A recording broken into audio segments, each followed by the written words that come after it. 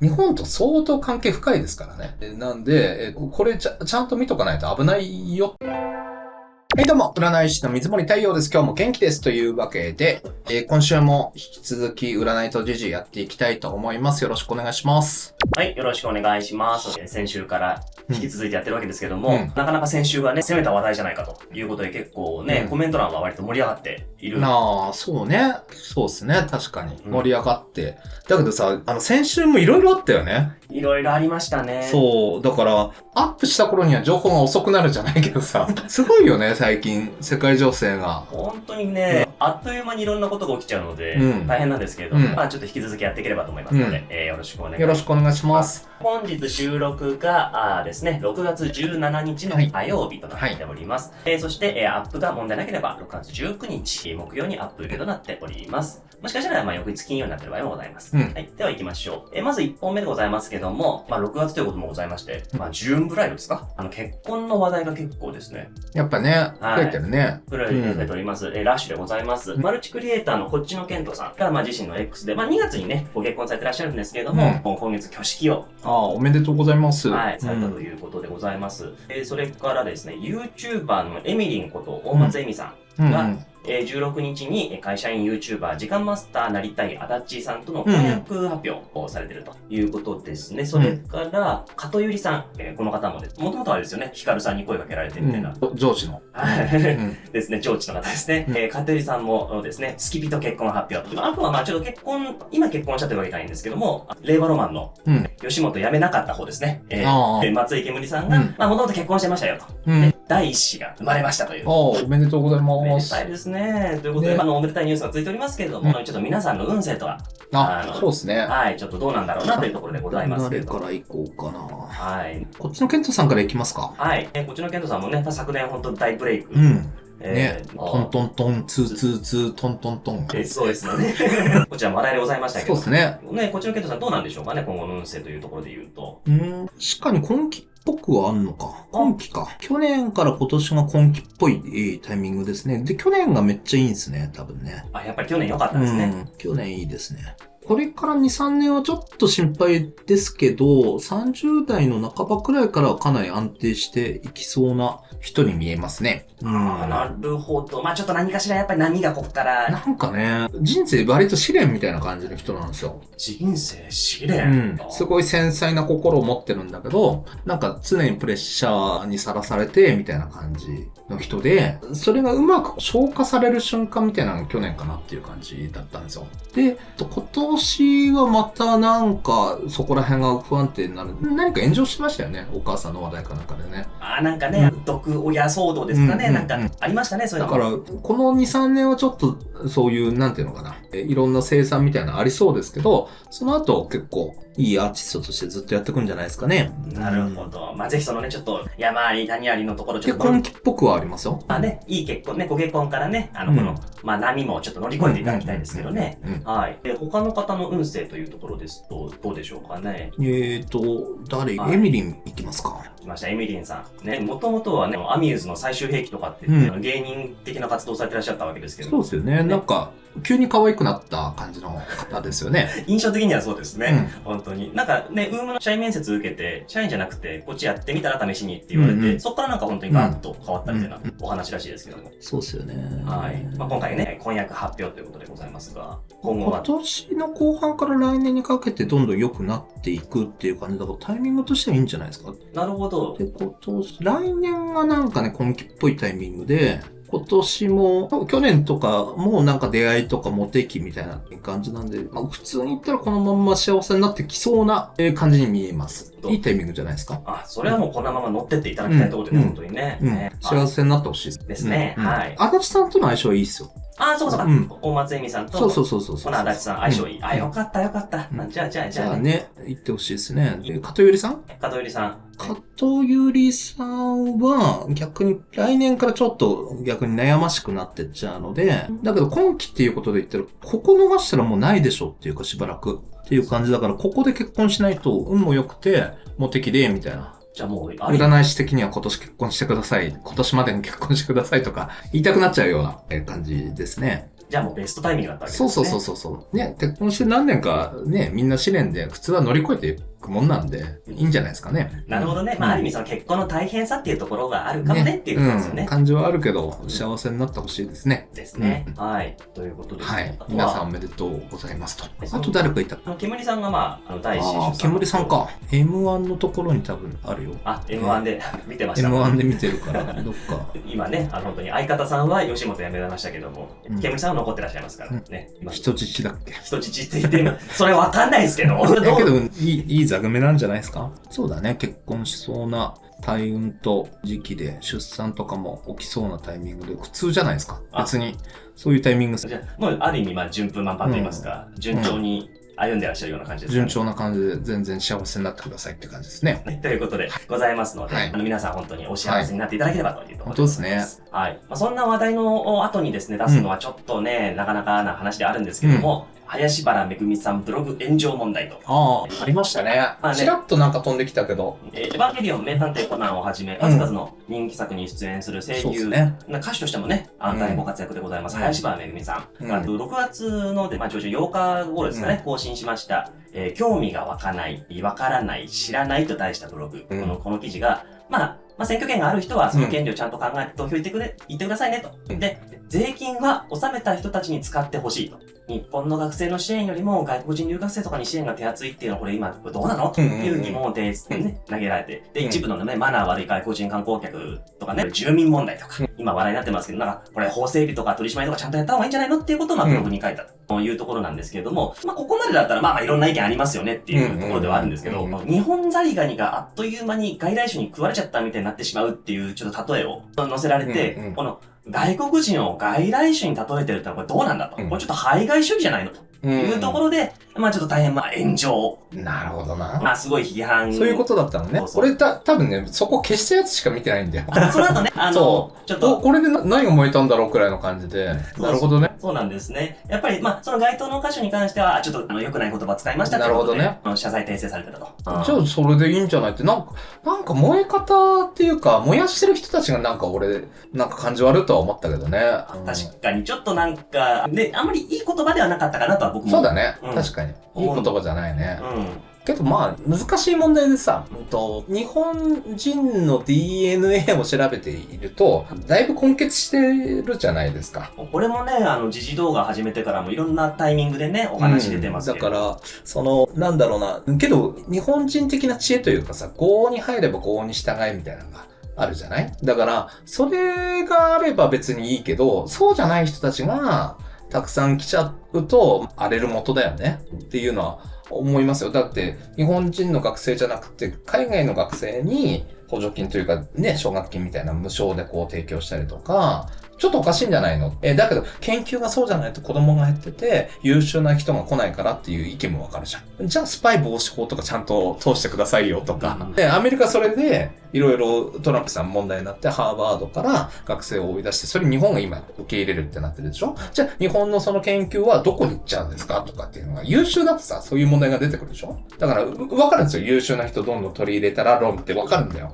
だからその前に必要な法整備あるよね、みたいな。どこの顔色を伺ってるんですかっていうさ。それは両隣だよね。だから、そこら辺の問題が、一番あるじゃない。だったら日本人の学生をっていうのも、全然一理あると思うし、それから、排外主義難しいよね。難しい問題ですよ。だって、はだけた状態で歩いてたら、そういう女性がね、はだけてたら、それは自分たちの教えに反するから、何をしたっていいみたいな価値観の地域から来られる優秀な人はいいですよ。優秀というか日本が好きでっていう人はいいけど、もちろん優秀な人からドキュンまでいるわけでしょ？どうしたってね、それはね。グラデーションじゃない？ね、そうですよね。だから日本語ちゃんとできる人に来てほしいねとか、日本の文化好きな人に来てほしいねっていうのは全然変なことじゃないと思うんですよ。ごくごく当たり前と言われているようなことじゃないかなという気はしますけどね。だから、踏み絵じゃないけど、神社も仏閣も好きな人だったらみんないいんじゃないですかっていう。そうですね。そお寺行って、神社行って。っていう感じがいいと思うけどね、僕はね。そうやって融合してって、なんか、和を持って、タッとしたやつじゃないけど、そういう土地柄でしょ？だから、それは大事にしたなとは思うけどね。ですね。和を持ってタッとしたなすということで言えば、ちょっとね、言葉選びはちょっとね。全然きつすぎますよね。だからそれは確かにちょっと良くなかったなっていうところがありますけど、まあそれはそれとしてやっぱり日本っていうね、国を、ね、っていうのは。林原さん的には炎上しそうな時期でしたよ。やっぱり運勢的には。蛇と羊持ってて、馬だから、まあまあ、良くも悪くも話題になりそうな。月だったのかなっていう感じはしますけどね。本当長くご活躍されてらっしゃる方そう。だからさ、林原なんか知らないみたいなのが出てて、なんかそうと思ってて。それはさすがにちょっと。そう。だけど、その元とか見ていくと、なんかどっちも共感できないって思ってて、そう。どうしようみたいな。こんなところとこんなところで喧嘩してるみたいなのは X で見ましたよ。なんかみんな両極端ですよね。両極端すぎる。本当に。だって、声は絶対聞いたことあるでしょ？だって、今ね、変わっちゃいましたけど、キティちゃんもそうでしたし、今、名作で言ったら名探偵コナン。ね、はいはい。そうですよね。だから、僕の世代的にはスレイヤーズだったりするんですけど、そう。あと、綾波レイとかね。エヴァですよ。僕はもうエヴァでハマりましたから。エヴァ見れたの？エヴァ見れましたよ。地方のローカルですから、当然、遅れ、周回遅れですけど、秋田のね、ローカルでも見れましたよ。そっか。エヴァいいよね。エヴァいいですよね。あと、海外でも話題だったら、カーボーイビバップ。ね。そういうのもあります。あと、ランマか。2分の1。そうですよね。そう、だから、有名な方ですよ、そら。もちろんね、だからといってもちろん知らない人がいるのもね、あれですけども、まあやっぱり有名な方では。そう、知らないってなんだよって思って、見たらなんか元の話題も、その人の話題もどっちも思想がちょっと偏ってて、僕は無理でしたけど。極論が極論を呼んでいる。そう。なんかそういう意味でもなんか和を持ってね。そうですね。いいところをね。そうですね。いや、まあ選挙行った方がいいっすよ。本当ですね。だって53%とかしか前回ないでしょ？つまり半分いってないわけじゃないですか。だから、それは変わらないっていうのもわかるけど、行ったらとは思うけどね。本当にね。そう。行かない人から税金倍取るみたいにすればみんな行くのにね。極論だけどさ。まあ極論ですけどね。なかなかそうなっちゃうとそれは難しいでしょうけど。まあでも本当それぐらいの、ね、ペナルティってなってないだけで損しちゃってる可能性だってあるわけですよ。損しかしてないと思いますよ。そこら辺もちょっと考えてほしいな。そうですね。はい、思いますが、さあ、選挙の話題が出ましたので、早速この話題も行きましょうか。都議選のお話でございます。政治だ。政治でございます。今週の22日でございますね。東京都。もうそんな時期か。夏至の次の日。面白い。タイミング的にはすごいですね。今年の夏至ってあれなんですよ。南中点。東京の南中点で夏至なんですよ。じゃあもうバチッと。もう南の南、馬の馬。ボーボーじゃないですか。すごいよね。すごい。すごいなーって思ってますけど。その次の日。翌日に、投票日と。投開票ですね。ということになっております。42選挙区。平成以降最多の295人が立候補。選挙に向けてね、各政党がしのぎを削っているわけでございますけれども、今年もちょっと引き続き注目されるのは、石丸伸二さん。はい。ね、あなたとちょっと配置近いよ。そう、配置近いって言われてどういう気持ちでそれ聞いたらいいんですか？どういう気持ちでそれを聞いたらいいのか僕はわからない。嬉しいってなるかもしれないし、嫌だ、苦手なんだけどってなるかもしれないし、ね、いろんな方が複雑な感情が湧くだろうと思って。沸かせるな。まあそんな石丸さんでございますけども、昨年はね、都知事選に出馬されておりました。今年はですね、東京都の地域政党として、再生の道を設立し、42人が立候補をしていらっしゃるということでございまして、また注目されるんじゃないかというところではあるんですが、一部ではね、もう石丸旋風起きないんじゃないかと。ちょっと支持率もちょっと微妙なんじゃないのということで、パーセンテージもね、ちょっと微妙なんじゃないかっていうデータもあったりとかというところで、果たしてこれどっちなんだろうというところでございます。見たけど微妙でしたよ。なんて言ったらいいのかな。石丸伸二さん自体が、去年から表にすごく出やすい感じだったんですよ。まさしくですね。で、今年も、出やすい時期には違いないと。ただ、去年ほどではない。去年ほどではない。で、今月、6月に関しては出やすい時期。だけど、ちょっと逆風を浴びながら出やすい時期って感じなんですよ。じゃあなんか本当今の状況には割とマッチしてるのかなというような気もしますけどね。そうなんですよね。来年とかの方がなんかありそうな感じだけどね、この人の場合ね。なるほどね。それで多分もしかしたら今回再生の道のその立候補者、どれぐらい受かるか、どれぐらい当選するかわかんないですけど、これ本格的に動き出すのはもしかしたら来年になるのかもしれないですね。そしたら来年の方がなんかありそうな人ではあるけどねっていう。まあ、双子座に木星が入ってる時期の方が目立ったんじゃないだからもう抜けたでしょだから、思ったほどじゃないかもなとは思いますけど、今年はね。来年ですよね。この人が勝負するとしたら。なるほど。ある意味ではね、今回のだから、ね、この42選挙区42人というのは、まあ、そういう意味では、まあ、布石と言いますか、ちょっと、この先どうなるかっていうところを様子見てるところもあるかも。そうだね。7月よりも8月以降だから、まあ、衆参とかなんかあったとしても、そんな、やや失速くらいなんじゃないかなとは思う。ただ、まあ、いい時期の中の、活躍する時期の中の瞬間だから、それなりには爪痕残しつつっていう感じじゃないかなと思いますけどね。なるほどね。そんなに共感しないんだよ。いろんなね、ご意見がある中で、まあちょっと、どうなんだろうと。誰かしら出てこなくちゃいけないから、年多分、1個とか違うだけで、ロスジェネ世代なんですよ。だから、似たような世代で、自分たちの世代があまりにも小粒だから、まあまあ、そういう意味じゃ頑張ってほしいかなとは思いますけどね。なるほどね。ロスジェネ小粒が多いんですよ。だから、なんとも言い難いんですけど。だから、頑張ってほしいなとは思いますけどね。そういう意味で。なるほど。まあちょっと注目ではございますね。はい。さあ、続いてはね、世界情勢。本当にね、目まぐるしくいろいろなことが起きているわけですけれども、まずは、反トランプ暴動と言ってもいいんでしょうかね。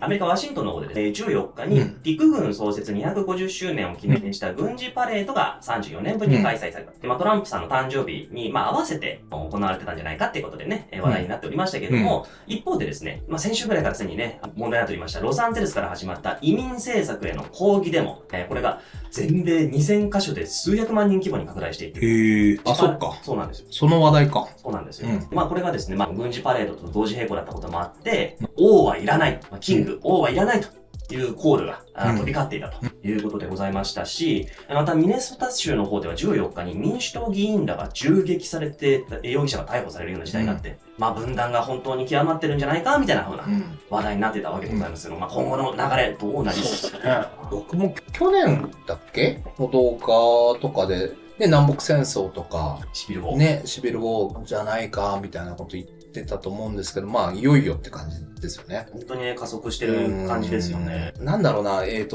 本の報道だと、トランプけしからんの方が多いし、そこまで深刻に捉えてないのかもしれないんですけど、万が一そのシビルウォーじゃないけど内戦要は、このまま、かなりね、お金がどこからか支払われてるらしいんですよ。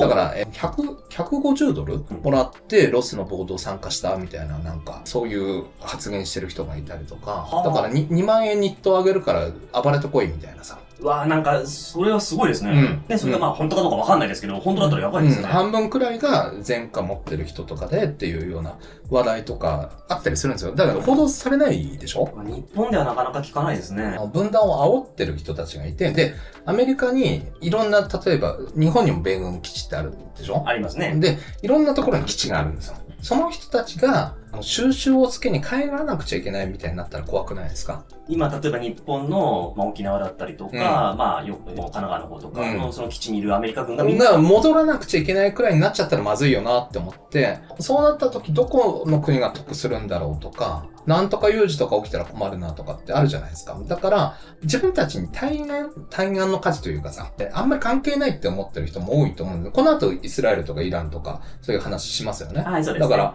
大事なんです。大事なんだよ。これね、だってアメリカ軍がいることによって、ある種の、いい悪いはね、いろいろあるにしてもバランスをとっていた部分もあるわけですよ。だから、このニュースはちゃんと追っといた方がいいと思いますよっていうのがあって、どこまでエスカレーションしていくか、どこで収まるかっていうのを見なくちゃいけなくて、トランプさんって、トランプさんで見ていくと、7月のね、7月下旬くらいかなが、太陽と火星が角度作っちゃうんですよね。で、ここがまずいだろうとは思ってるんですよ。で、7月7日以降天王星が入ってきて、トランプさんって双子座でしょ？で、双子座のところに天王星が入ってくるんですよ。で、そこからまだあるっていうのと、トランプさんの次の日に、習近平の誕生日なんで太陽の位置一緒なんですよ。だから、トランプさんと習近平と、それからこっちのケントさんも6月13日なんで、誰急に混ざってきた。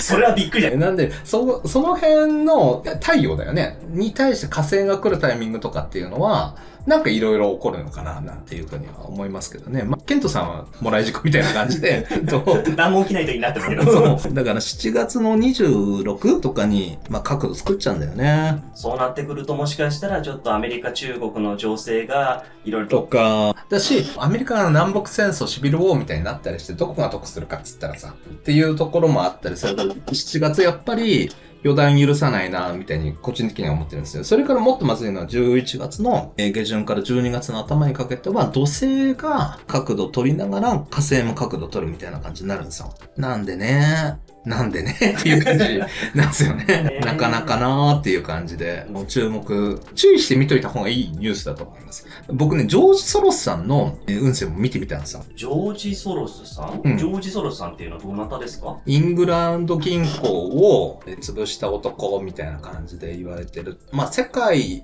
一の投資家の一人だよね。三大投資家みたいに出てきて。その投資家の方の運勢っていうのは何か影響するんですか？影響するんじゃないですか。要は、ブラックライブズマターとか、アンティファとか、なんか覚えてますか？黒人のね、方の運動ですよね。だから、そうだな。どういう言い方したらいいのかな。例えば、そういう活動をしている団体とかに、ソロスさんの財団から NGO を通してとかなんか、だからお金の流れを追っていかないとわからないことだけれども、結構そういうアメリカでのなんか、アンチトランプ運動みたいな感じとか、なんかそういうところの資金源に前の政権のとこからなってた人って言われてるんですよ。なるほど。トランプさんを応援する人もいれば、トランプさんじゃない人をやっぱり応援するっていう人たちも当然いるというところですかね。まあ、そのくらいで捉えといてもらった方がいいかなとは。調べてください。よかったら。もしよかったら。詳しい方はね。はい。でもまあ、それぐらいの方だったらやっぱ確かになんか今後の影響とかありそうですもんね。相当あると思っていて、だからね、ウクライナの戦争だったりとか、いろんな今起きてるいろんな問題とかの火種に出資されてるんじゃないかって言われてる方ですよね。そういう噂があるという、お話がある。まあ、あんまり深くは言わせないでください。いや、すいません。なかなかね、あれですけど、まあ、いろんなお話がありますからね。まあ、そんなじゃあ。この人とね、だから石丸俊一さんは誕生日近いんですよ。さっきからなんかね、玉突き事故みたいなのがガンガン起きてるんですよ。もうこっちのケントさんもいい迷惑だし、石丸さんもまだなんか分かるような分かんないような感じだし。まあいいんだけど。で、結構、ジョージ・ソロスさんの運勢って特に良くなってるのが80代からなんだよね。この人1930年生まれだから2010年代くらいから特になんていうのかな、社会的に活動できるような感じ、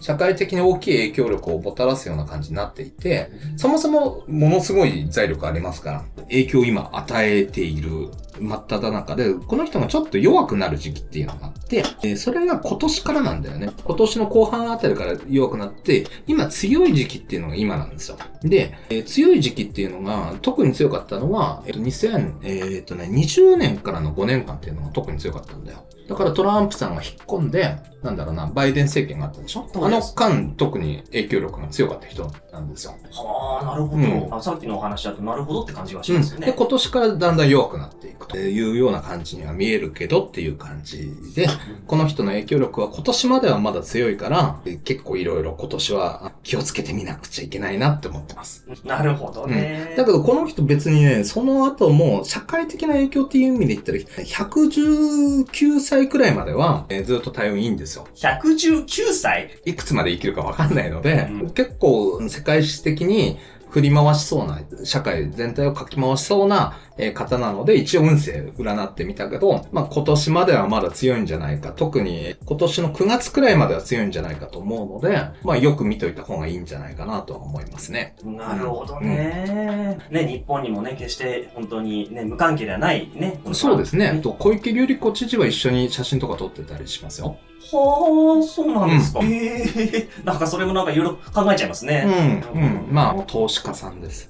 このトランプさんに絡んで、この移民騒動とかもね、移民のデモとかもね、いろいろと大変な状況ではございますが、これも日本に影響出ますからね、ちょっと気をつけていただければという感じ。そう。間接的に玉突きみたいな。本当に。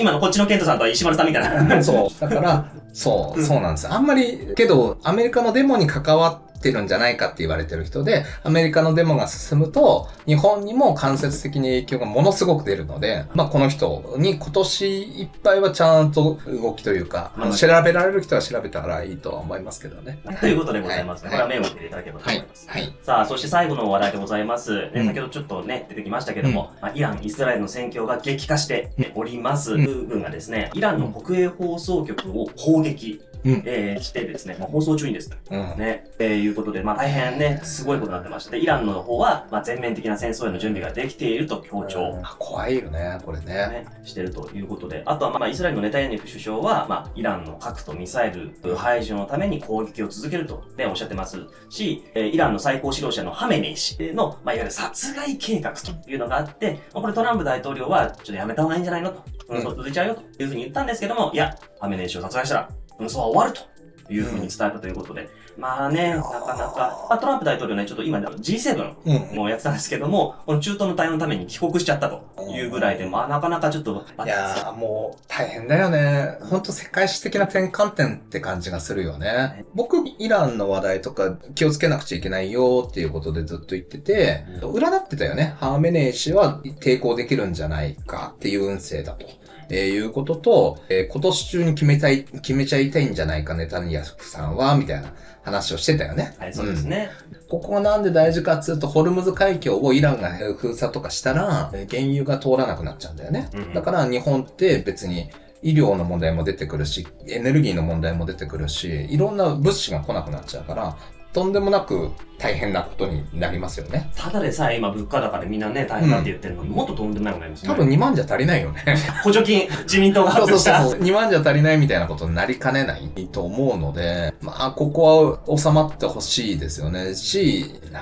ここは複雑な、どこまで触れていいのかわからないんだけれども、日本にとって結構イランって大事な国だったりするんですよ。原油とかももらってたりもするし、歴史的にもつながりがあるし、ここはどこまでがタブーなんだ？どうなんでしょうね。とりあえず、これあれですかね、ネタニヤフ首相の運勢とか、ハメネイ氏の運勢とかになるんですね。もう前見たよね。前見てる、前。そう。だから、他の動画でも解説した通り、ハメネイ氏はしばらくは抵抗できそうだ。イランの。だし、ネタニヤフさんは、今年中に決めなくちゃいけない。じゃあ、イスラエルとしては今年中に決めたいっていうのが。というか、逮捕されちゃうんだよ、あの人。逮捕？だから、ネタニヤフさん自体がいろいろ問題があるから、戦争が続いてると逮捕されなくて済むでしょ？なるほど。みたいなのもあったりするから、複雑なんよ、この辺って。難しいですね。なるほどね。できればね、ほんと戦争は続かないでね。戦争すること自体が僕は良くないことだと思ってるので、早く収まってほしいなっていう感じですね。で、これもだからちゃんと見ておかないと、自分たちの生活に関わるからねと。だから、対岸の火事に思いすぎてる。湾岸戦争の頃から、日本って経済大国だったんですよ。もともとそうですよね。で、イラク戦争の時も、まだ経済大国だったんですよ。そうか。その頃は2000年代前半だから。今違うからねっていう話で、衰退中の国で、日本人はアメリカの影響を受けてる、マスコミの影響を受けてるから、イランとか、それから北朝鮮っていうのは悪の枢軸だ、みたいに思ってるけど、日本と相当関係深いですからね。なんで、これちゃんと見とかないと危ないよっていうことは思います。なかなかそういうふうに考えられる人って少ないかもしれないですけど、少なくともね、この動画見てる方は、そういうところも意識して、もしかしたら投票先とかも変わるかもしれないですし、普段のね、何か調べる情報とかもいろいろ変わるかもしれませんもんね。そうだね。これはちゃんと見といた方がいいですよっていうことだね。エネルギー価格が上がると、トラックとか配送のコスト上がるし、全部石油製品ですから、いろんなものが石油でできていたりするので、いろんなところに影響が出ますね。